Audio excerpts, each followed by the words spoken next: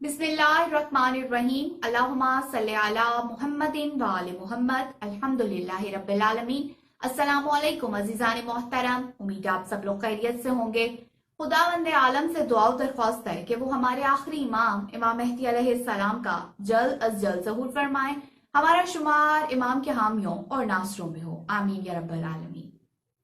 अजीज़ान मोहतरम, आज के मेरे बयान का मौजू हजरत इमाम हसन मुज्तबा अलैहिस्सलाम के वो फर्जंद अर्जुमन हैं जो कि वाक़या करबला में शहीद हुए हैं। इमाम हसन मुज्तबा अलैहिस्सलाम के दो बेटे वाक़या करबला में इमाम हुसैन अलैहिस्सलाम के साथ मौजूद थे, जिनमें से एक का नाम शहजादा अली कासिम है और एक का नाम जनाब अब्दुल्ला है। इमाम हुसैन अलैहिस्सलाम अपने भतीजों से बेपनाह मोहब्बत करते थे, इसलिए क्योंकि वो उनके भाई की यादगार और निशानी थी।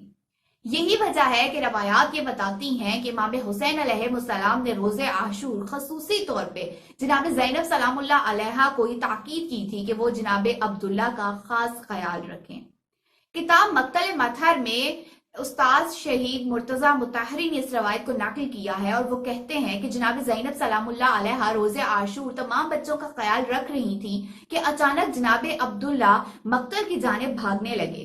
जनाब ज़ैनब सलामुल्लाह अलैहा ने उनको रोकने की कोशिश की तो वो कहने लगे कि खुदा की कसम, मैं अपने चचा को हरगिज़ तन्हा नहीं छोड़ूंगा। और जैसे ही वो मक्तल में पहुंचे हैं, उन्होंने फौरन अपने आप को इमाम हुसैन अलैहिस्सलाम की आगोश में गिरा दिया है। जनाब अब्दुल्ला अभी इमाम हुसैन अलैहिस्सलाम के पास मौजूद ही थे कि एक लाइन आगे बढ़ा है और वो तलवार के वार से ये चाहता था कि इमाम हुसैन अलैहिस्सलाम का सर तन से जुदा कर दे कि जनाब अब्दुल्ला ने उसको पुकारते हुए कहा, ए कम दस, क्या तू मेरे चचा को कत्ल करना चाहता है?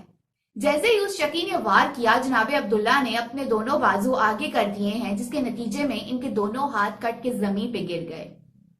जनाब अब्दुल्ला नहायत कर्ब की हालत में थे और इमाम हुसैन अलैहिस्सलाम की जानिब देखते हुए कहने लगे, ए चचा जान, देखिए कि इन जालिमों ने मेरे साथ क्या सलूक किया। इसके बाद जनाब अब्दुल्ला ने इमाम हुसैन अलैहिस्सलाम के चेहरा अनवर की तरफ निगाह की और कहा कि मैं गवाही देता हूँ कि आपने अमर बिल मारूफ और नहीं अनिल मुनकर के लिए कयाम किया है और ऐसे जिहाद किया है जैसा कि जिहाद करने का हक है।